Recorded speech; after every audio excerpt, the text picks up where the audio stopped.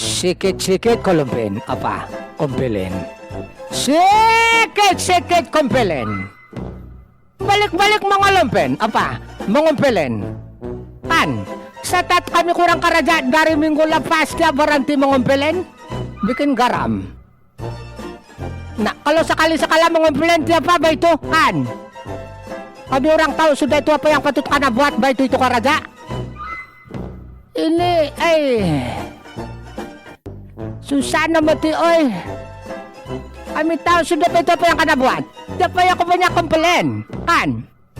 Dia pa ako bising-bising banyak sakap. Bikin tanakan, apa? Takanan. Bikin na takanan dara.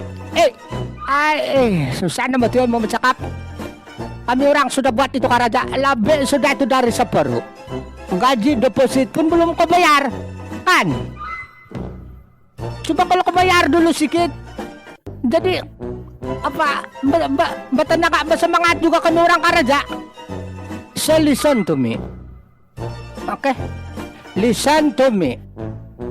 Kalau kau mau itu hasil karaja kami orang berkualiti, apa? Berkualiti. Jangan banyak kumpulin. Pelan-pelan. No, bukan. I tell you, okay? Tenang is good.